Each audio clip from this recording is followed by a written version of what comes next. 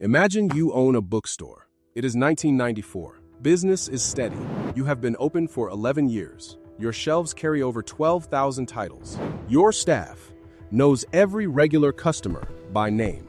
Then one day, a customer mentions something they saw online. A new website selling books from a garage in Seattle. You are not worried. It is a website. How many books could it possibly sell? But here is what you did not know in 1994. That garage in Seattle was not building a bookstore.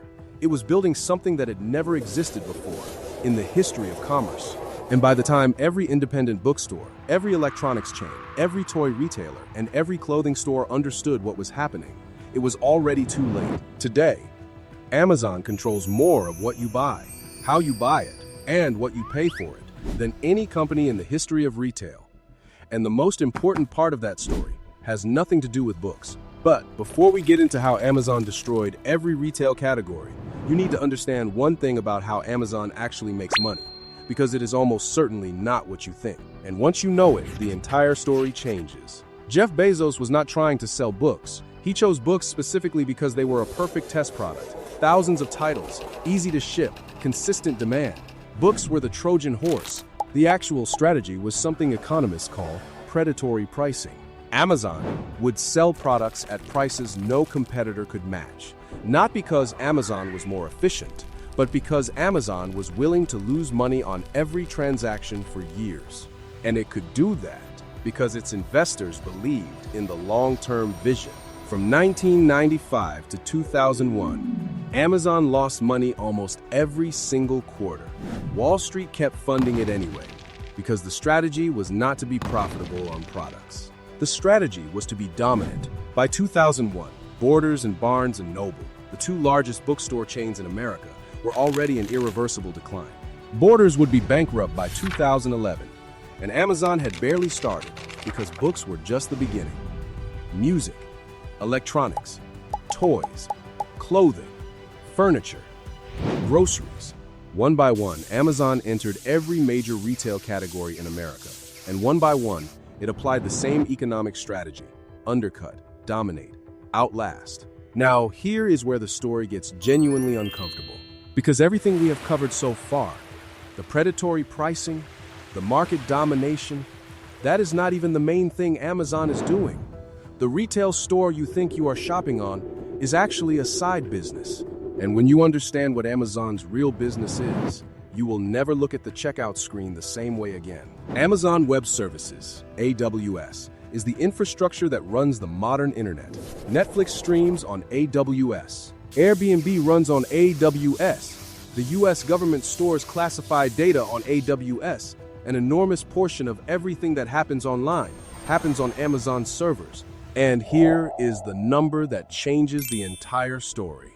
AWS consistently generates the vast majority of Amazon's total operating profit, in some years exceeding 100% of company profit, because the retail division operates close to break-even. Amazon does not need to make money selling you a toaster. It makes its money renting the servers that process your toaster order to 100 other companies. And Prime. Amazon Prime is not a shipping service. Amazon Prime is a membership model, almost identical in economic structure to Costco. The Prime fee funds the operation. The retail platform is the reason you renew.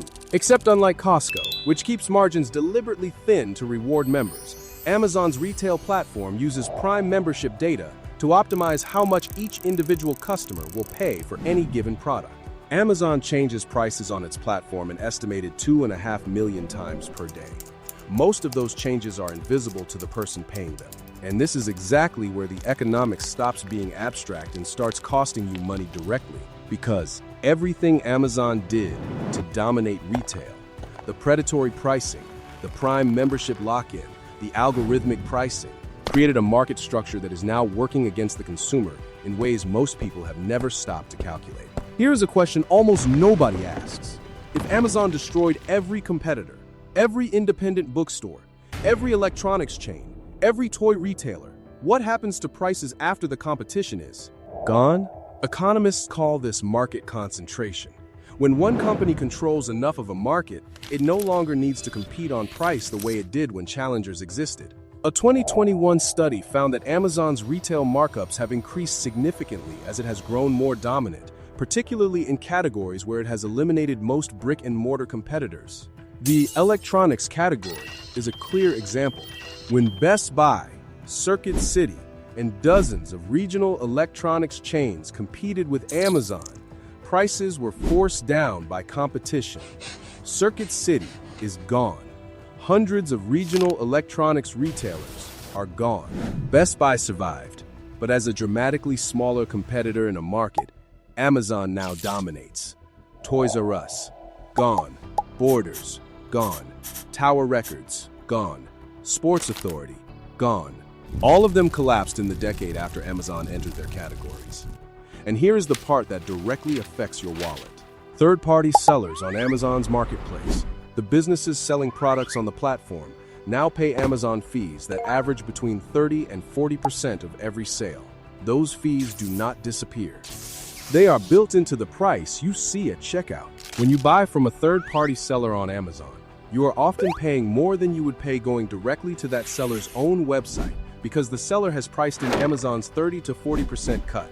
The platform that promised to make everything cheaper is, in many categories, now making things more expensive.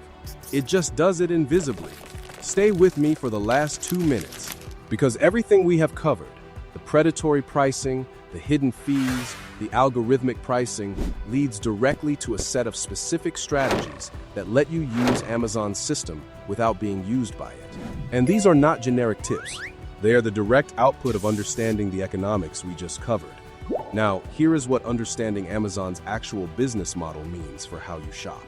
First, use Camel before every significant Amazon purchase. Camel is a free price tracking tool that shows you the complete price history of any Amazon product, every price change, every sale, every artificial markdown. When Amazon shows you a product as on sale, the price history tells you whether that sale price is genuinely lower than normal, or whether the original price was inflated to make the markdown look larger than it is. This single habit saves more money than any coupon.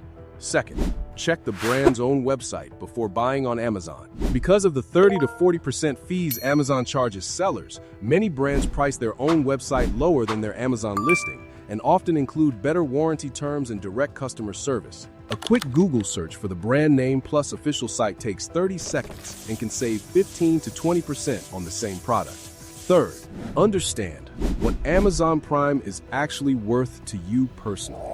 At $139 per year, Prime pays for itself if you place roughly 6 to 8 qualifying orders per year that would otherwise incur shipping costs.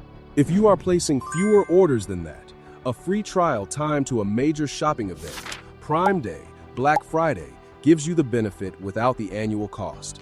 Fourth, for electronics specifically, wait 72 hours before purchasing.